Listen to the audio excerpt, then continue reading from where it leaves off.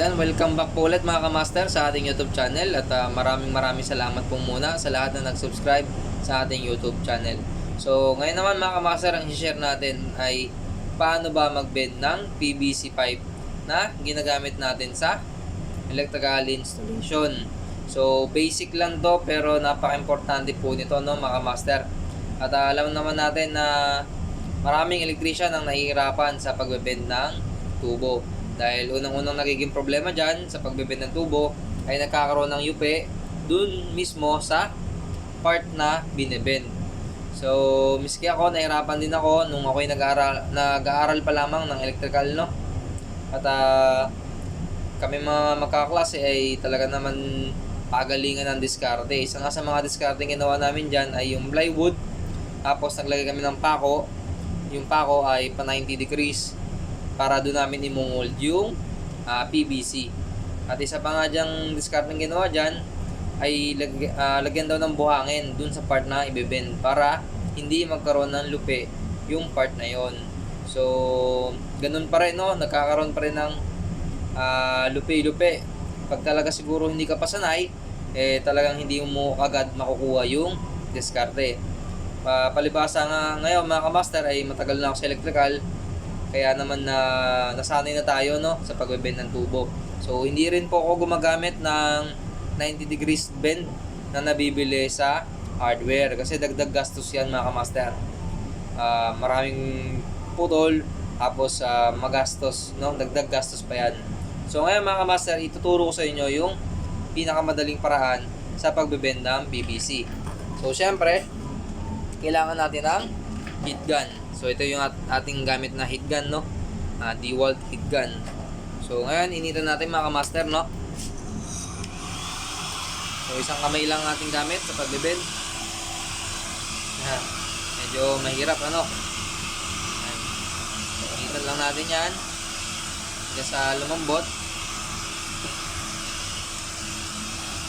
Medyo lakihan natin, no? Yung init.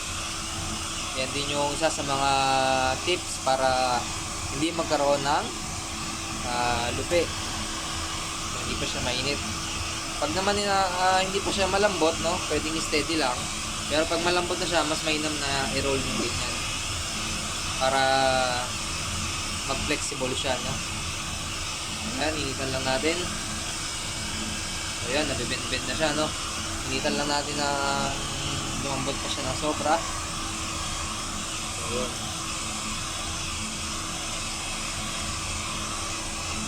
Pag malambot na siya mga kamaster, doon natin siya i-bend.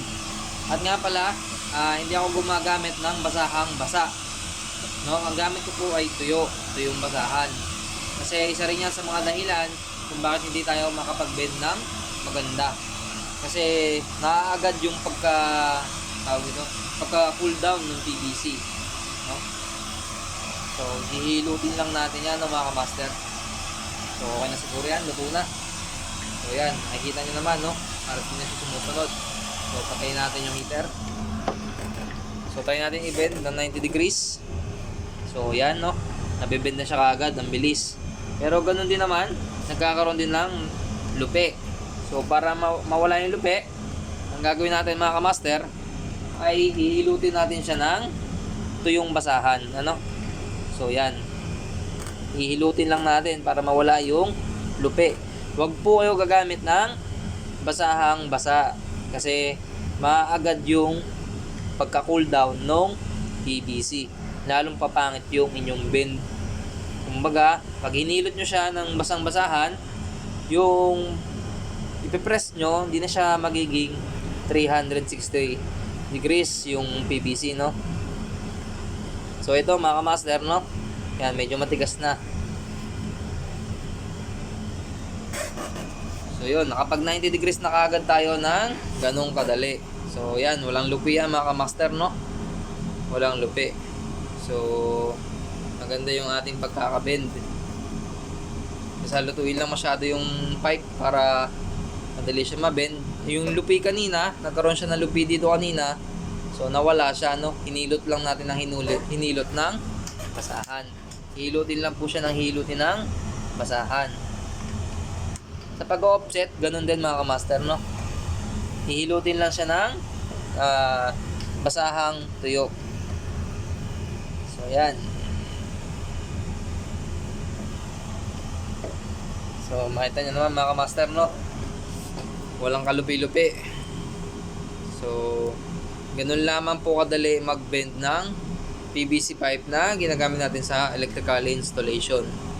So ang pinaka-tip natin dyan, wag na wag kayong gagamit ng basahang basa sa paghihilot ng 90 degrees, no?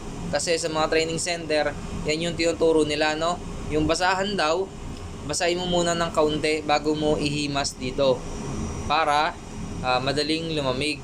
Pero para sa akin, parang mali yun, no? Kasi yun nga, babasahin mo siya kagad, edi mabibigla yung pagka cool down niya. Mas mainam na unti-unti siya mag-cool down at maghulma siya ng bilog ulit. So yun mga kamaster, no? Ganun lamang po kadali mag-bend at sana natutunan nyo rin mga kamaster, no? Panoorin nyo lang maigi itong video tutorial na ito para matutunan nyo kung paano mag-bend. So yun, maraming salamat ulit mga kamaster sa panonood sa aking YouTube channel. At kung hindi ka pa nakasubscribe mga kamaster, please subscribe sa ating channel. So yun lamang mga kamaster. So yan, no? So yun, 90 degrees bend. So thank you mga kamaster.